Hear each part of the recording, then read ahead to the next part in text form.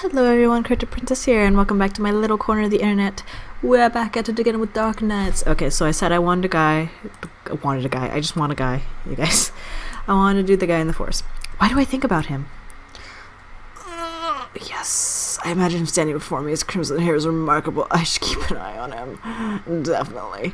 I should keep an eye on him. This appearance has started with the tourists in the forest, after all. He asked me if I was a tourist, so he must know something about them. He also said the cave and the waterfall was dangerous. It can't be a mere coincidence. I think you're paying him a visit. I'm sure he'll find some clues. Grab my jacket and head to the forest. Chapter 1 visits. Chapter 1 visits, guys. It's not difficult to find my way. The field trip is still fresh in my memory. Last time I saw the crimson-haired man, he was in the cave. I might have a chance to meet him again if I head over there. Follow the path to the point where it splits in two. Ryoji told me that one leads to the waterfall and the other one goes farther than the forest. I think it's left. Remember that we took the left path to the waterfall. I searched the lake's edge. There you go. But there's no sign of the crimson-haired man. Even the rocks that made a path towards the cave are gone. I can see the cave, but how do I get there? The rocky face of the waterfall gives me an idea. The cave itself is not that far from the side of the lake. I can climb. I carefully bounce my foot on a rock, then reach up to steady myself on a chink in the stone. I've always done well during PE, now all that rope climbing will finally pay off. Climbing across is easy until I almost reach the cave. My arms start to strain and I almost lose my grip. They say for climbing rocks you should use the legs more than the arms, which I have not been doing. I might have overestimated myself. As I lean over to search for another handhold, the rock under my foot suddenly crumbles. Huh? My heart skips as my fingers lose their grip, my body lurching downward. Oh no! Before I know it, I'm falling in the lake. Oh god! Cold water jabs into my skin like icy needles. I try to swim to the surface, but my numb arms and legs are no match for the current. It pushes me deeper into the lake. This is no good. I'm gonna drown. I can barely see a thing. My lungs burn for air as everything goes black. I'm dead. I'm not dead. I'm alive. When my consciousness returns, there's solid ground under me. Rather than the sensation of floating, I slowly open my eyes. Judging from the rocky ceiling, I'm in a cave. I sit up abruptly, surprised by my surroundings. How did I get here? As I look around, my chest starts to ache. I start coughing. I remember falling into the lake and almost drowning. Someone must have saved and carried me here. The mossy walls of this place are not like the dripping darkness of the cave behind the waterfall. Speaking of dripping. Oh, I noticed that my clothes are totally soaked. Ugh, I'm a total mess. It's going to take forever. It's going to take a while for me to dry off. I'm finally awake. I know that voice. It's the crimson-haired guy from yesterday. Hallelujah. As I turn my head to look, he places his hand on his shoulder. Love to put my hand on your shoulder. You okay? I stare at him in confusion, but nod. Why are you so stubborn? I told you not to come back. You haven't explained... My sentence was cut off midway as I start coughing again. Ugh. You're lucky I was nearby. Otherwise, you'd be corpse at the bottom of the lake right now. Well, thank you. Take your clothes off. I appreciate forwardness, but excuse you, I don't even have your name, nor have you taken me out to dinner. Excuse me? There's no way he just told me to undress. I must have misheard it. Oh, hello. The man unwraps the sash around from his waist and takes his haori off. He throws the latter at me, and when he speaks again, his voice is a dull monotone. Wear this in the meantime.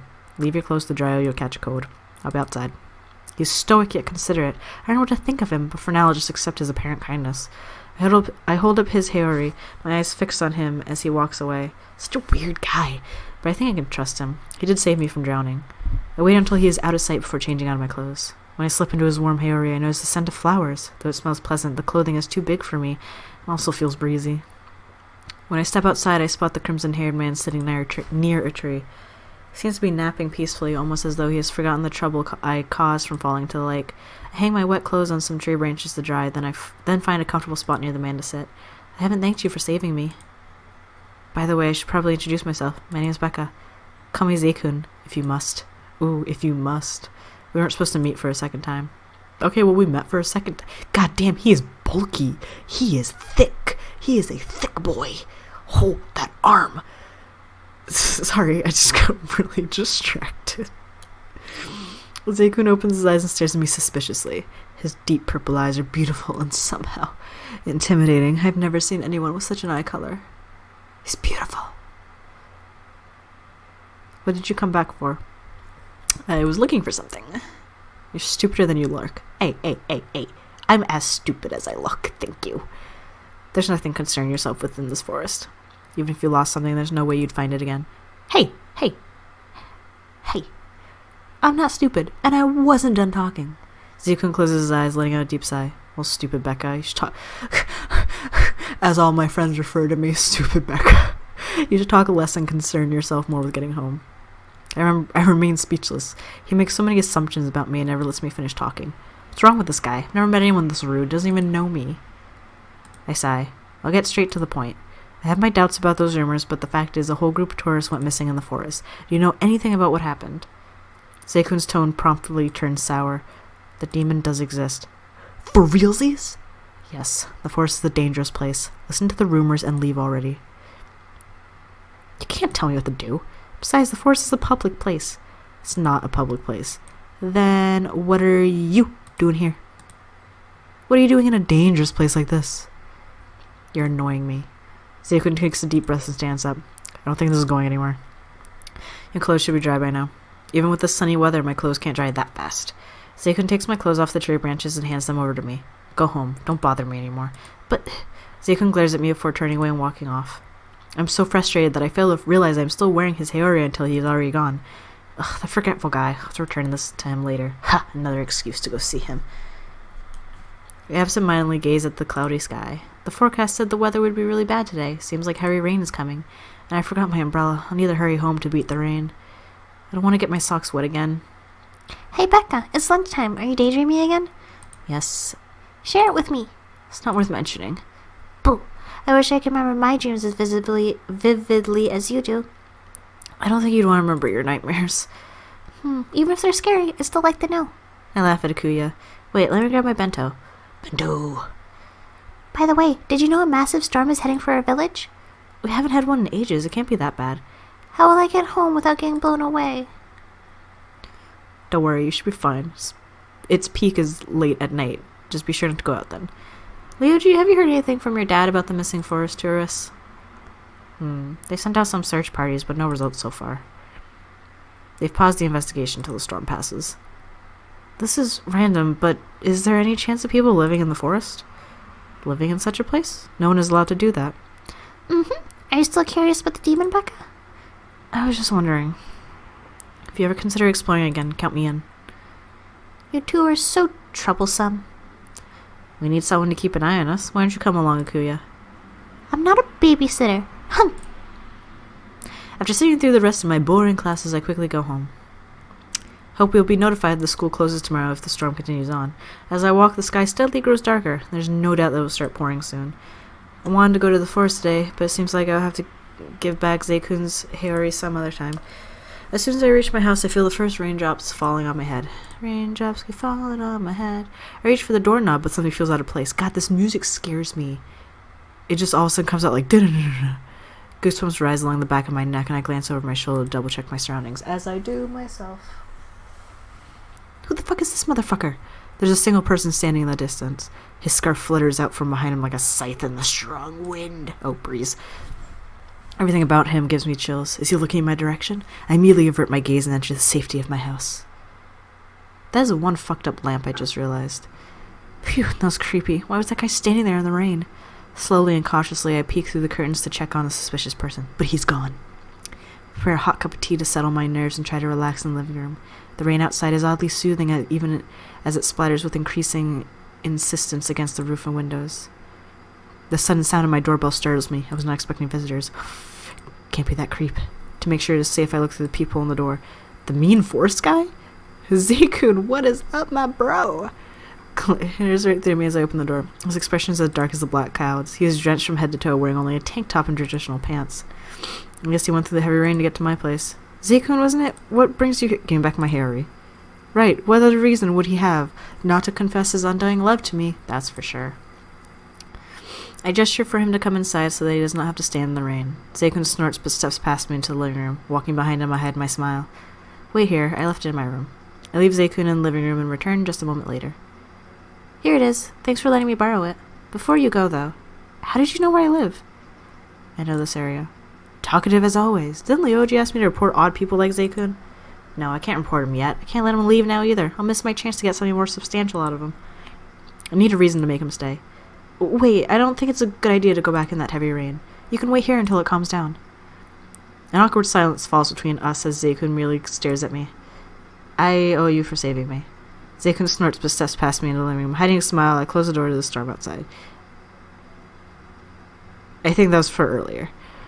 Oh, yes. He is not self-conscious in the least as he wrings his hair out, running his fingers through his long strands. Stares defined back. My thoughts get lost for a moment. Oh, aren't we all in that moment? At first sight, you would think he's only muscular, but his scars are more noticeable. Wonder what could have carved those into his arm.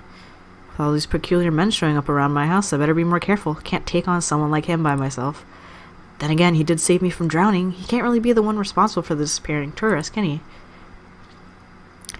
Is he the demon? As if hearing my thoughts, Zekun glances back at me. His gaze bores into mine. Becomes awkward after a while. Just get a towel for him. After Zekun fixes his hair, I just said flexes his hair for a second. Fixes his hair, puts on his hair, he sits down on the carpet with crossed arms facing away from me. I wonder if he has not forgiven me for disturbing his peace the previous times I met him. Probably not. Are you hungry? No. Are you cold? I can grab some blankets for you. No. Are you bored? I have some fun magazines. Leave me alone. You're no fun. I'm not here to have fun. I need to return to the forest as soon as possible. So you're saying that staying in the forest and hiding in a cave is better than having a roof above your head?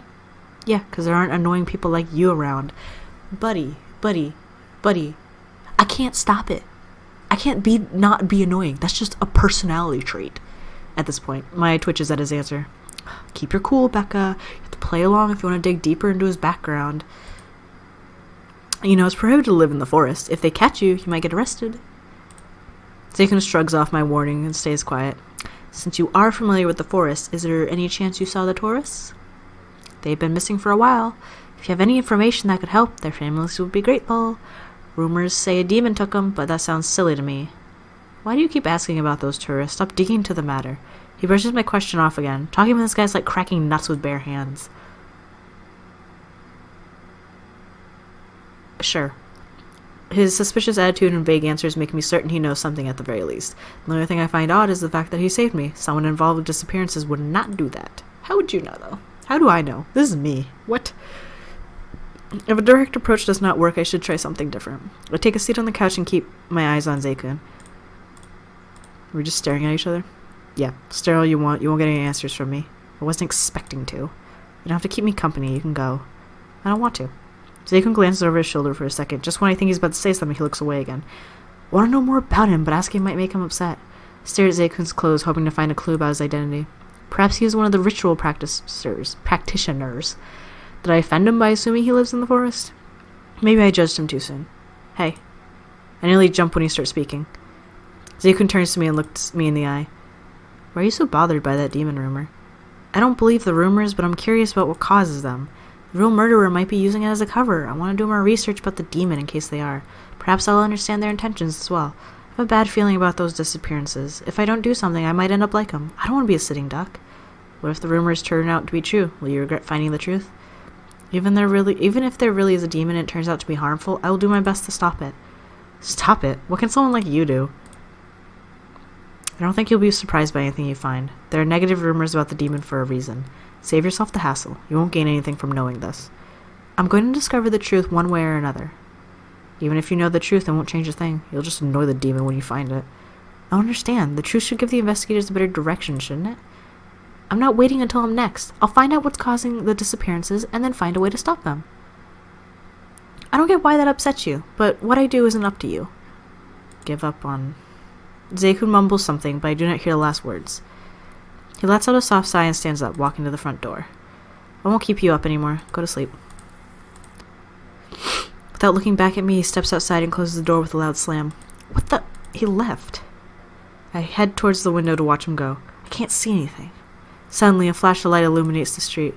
This motherfucker! In that split second, I spot an eerily familiar person standing under a streetlight. It's that creepy guy from earlier. Is he looking in my direction? The world outside goes dark again, soon followed by a crash of thunder. I quickly close the curtain and clench my trembling hands. Tremble, tremble. Before I head to bed, I make sure that everything is locked tightly. No corner of the house goes unchecked. Maybe I'm overly cautious, but it's better to be safe than sorry. I feel anxious about what I saw on the streets. Despite those feelings, the sound of rain soothes me. And on that note, let me make sure I save. That is not what I wanted. Cool, I can see everything. Where's my save? There we go. And we're gonna go here. Seikun. And on that note, I will end this episode here.